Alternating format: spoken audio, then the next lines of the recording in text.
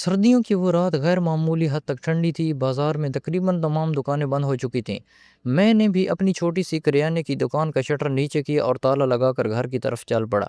رات کے 11 بج رہے تھے، گلیوں میں سناٹا تھا اور صرف کہیں کہیں کتوں کے بھونکنے کی آواز آ رہی تھی۔ میں روز اسی راستے سے گھر جاتا تھا، مگر اس رات میری نظر ایک ایسی چیز پر پڑی جس نے میرے قدم روک دیے۔ گلی کے کونے میں ایک بوڑھی عورت دیوار کے ساتھ سمیٹی بیٹھی تھی۔ اس کے کپڑے میلے تھے، کندھوں پر ایک پرانی سی چادر تھی جو سردی سے بچانے کے لیے کافی نہیں تھی۔ اس کے ہاتھ کانپ رہے تھے اور ہونٹ نیلے پڑ چکے تھے۔ وہ بار بار اپنے ہاتھوں پر پھونک مار رہی تھی، مگر سردی اس کا پیچھا چھوڑنے کا نام نہیں لے رہی تھی۔ میں کچھ لمحے اسے دیکھتا رہا، دل نے کہا شاید کسی کا انتظار کر رہی ہو، مگر ارد گرد دور دور تک کوئی نظر نہیں آ رہا تھا۔ میں آہستہ آہستہ اس کے قریب گیا اور ادب سے بولا، اماں جی آپ یہاں اس وقت کیوں بیٹھے ہیں؟ آپ کا گھر کہاں ہے؟ انہوں نے سر اٹھایا، ان کی آنکھوں میں تھکن اور بے بسی صاف دکھائی دے رہی تھی۔ وہ دھیمی آواز میں بولی، بیٹا میرا کوئی گھر نہیں، صبح سے کچھ کھایا بھی نہیں، تھک گئی تو یہاں بیٹھ گئی، جہاں رات گزر جائے وہی میرا ٹھکانہ ہے۔ ان کی بات سن کر میرا دل بھر آیا۔ میرے اپنے والدین اس دنیا میں نہیں تھے، ان کی یاد ہمیشہ میرے دل میں زندہ رہتی تھی۔ میں نے سوچا اگر آج میری ماں زندہ ہوتی اور کسی وجہ سے اس حال میں ہوتی تو کیا میں چاہتا کہ لوگ اسے یوں بے یار و مددگار چھوڑ دیں؟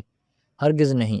میں نے فوراً کہا، اماں جی آئیے میرے ساتھ چلیں، میرا گھر قریب ہی ہے، وہاں آرام سے کھانا کھائیے اور رات سکون سے گزاریے۔ پہلے تو انہوں نے انکار کیا اور بولی کہ میں کسی پہ بوجھ نہیں بننا چاہتی، مگر میں نے اصرار کیا تو وہ مشکل سے اٹھیں۔ میں نے ان کا بازو پکڑا اور آہستہ آہستہ انہیں اپنے ساتھ گھر لے آیا۔ دروازہ کھلا تو میری بیوی زینب حیران رہ گئی۔ اس نے مجھے ایک اجنبی بوڑھی عورت کے ساتھ دیکھا تو وہ فوراً پوچھا، یہ کون ہے؟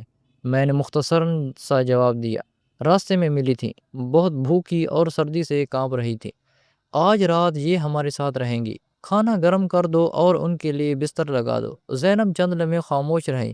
ہمارے حالات کوئی خاص اچھے نہیں تھے، میری چھوٹی سی دکان سے بمشکل گھر چلتا تھا، مہینے کے آخر میں اکثر جیب خالی ہو جاتی تھی۔ لیکن وہ نرم دل عورت تھی، اس نے ایک لفظ بھی نہیں کہا، فوراً باورچی خانے میں گئی اور گرم روٹیاں، دال اور سبزی لا کر اماں جی کے سامنے رکھ دی۔ بوڑھی عورت نے کھانا دیکھ کر پہلے اللہ کا شکر ادا کیا، پھر آہستہ آہستہ کھانا شروع کیا۔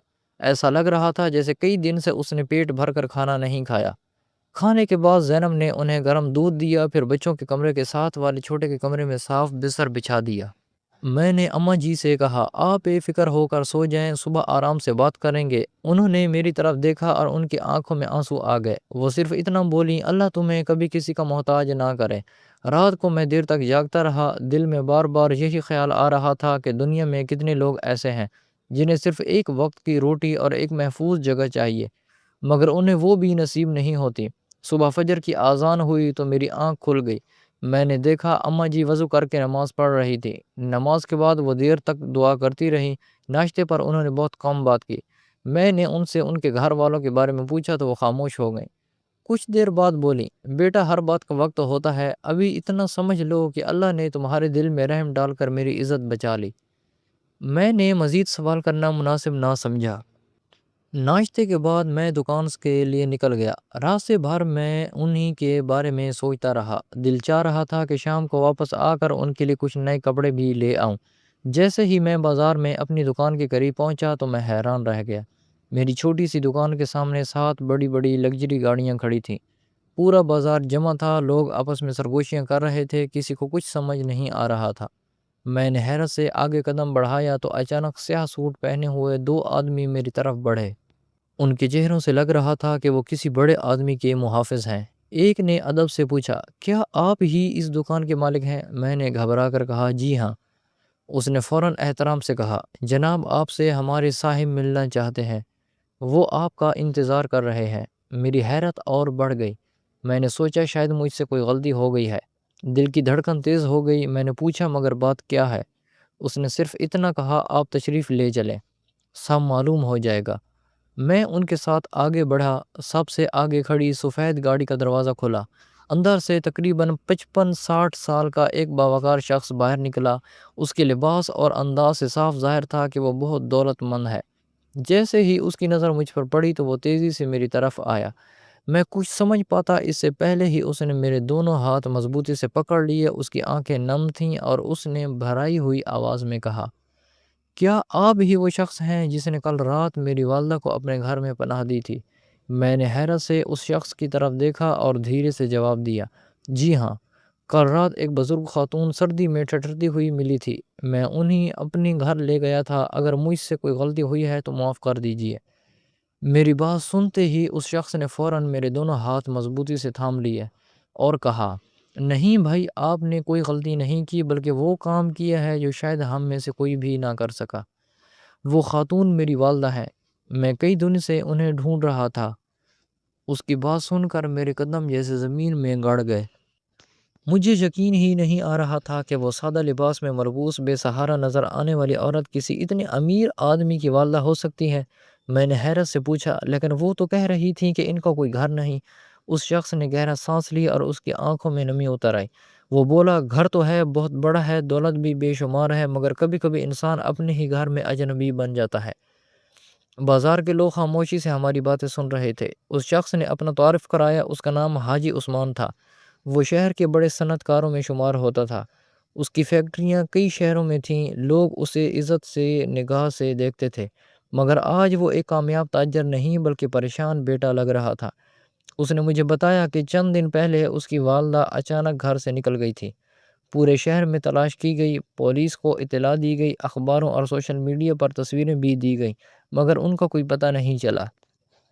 اسے ڈر تھا کہ کہیں انہیں کوئی نقصان نہ پہنچ گیا ہو۔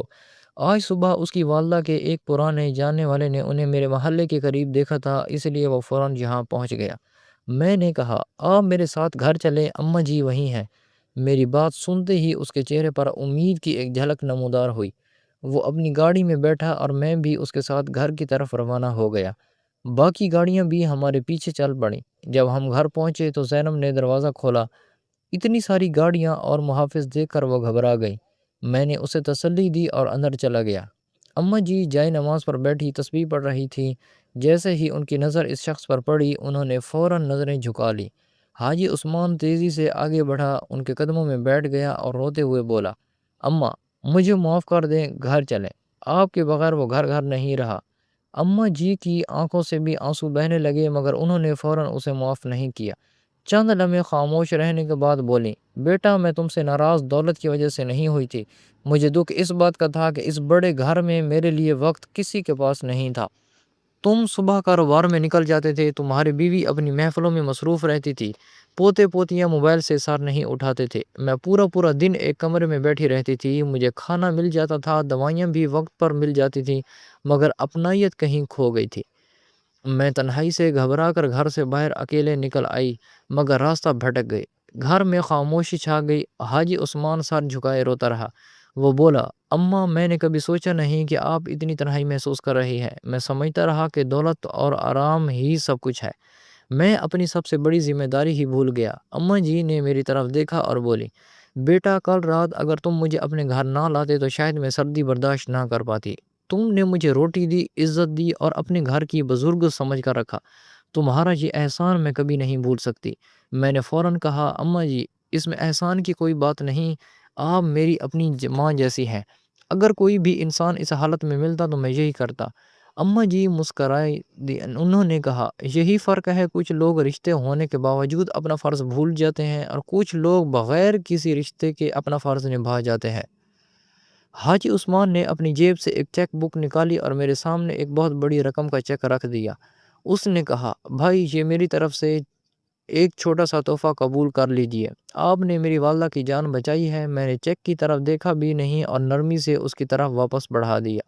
میں نے کہا، اگر میں نے یہ سب پیسوں کے لیے کیا ہوتا تو شاید آپ کی والدہ کو گھر ہی نہ لاتا۔ میں نے انہیں صرف انسانیت کے ناطے پناہ دی تھی، اس کی قیمت نہیں لگائی جا سکتی۔ میری بات سن کر حاجی عثمان خاموش ہو گیا۔ اس نے احترام سے سر جھکا لیا۔ اماں جی کی آنکھوں میں خوشی کے آنسو آ گئے۔ وہ بولی، میں جانتی تھی تم یہی جواب دو گے۔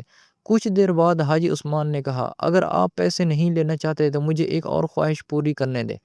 میں آپ کی دکان دے کر آیا ہوں، آپ محنتی آدمی ہیں مگر وسائل کم ہے۔ میں چاہتا ہوں کہ آپ کی دکان کو بڑا کروا دوں، اس کا سارا خرچ میں برداشت کروں گا۔ یہ صدقہ نہیں ہوگا بلکہ ایک بیٹے کی طرف سے اس شخص کے لیے شکریہ ہوگا جس نے اس کی ماں کی جان بچائی۔ میں نے زینب کی طرف دیکھا، اس نے عائشہ سے کہا اگر یہ محبت سے کر رہے ہیں تو انکار نہ کریں، آخر بہت سے لوگوں کی روزی بھی بڑھے گی۔ میں نے کچھ سوچنے کے بعد حاجی عثمان کی بات مان لی، مگر ایک شرط رکھی۔ میں نے کہا میری دکان ضرور بہتر کروا دیں، لیکن اس کے بدلے میں ایک وعدہ کریں کہ آج کے بعد اماں جی کو کبھی تنہا محسوس نہیں ہونے دیں گے۔ حاجی عثمان فوراً اپنی والدہ کے قدموں میں بیٹھ گیا اور بولا، اماں میں وعدہ کرتا ہوں کہ اب کاروبار سے پہلے آپ ہوں گی، گھر میں سب سے زیادہ عزت آپ کی ہوگی۔ میں اپنے بچوں کو بھی سکھاؤں گا کہ دولت سے زیادہ قیمتی والدین کی دعائیں ہوتی ہیں۔ اماں جی نے اس کے سر پر ہاتھ رکھا اور اسے معاف کر دیا۔ چند دن بعد میری چھوٹی سی دکان واقعی ایک خوبصورت اور بڑی جنرل اسٹور میں تبدیل ہو گئی۔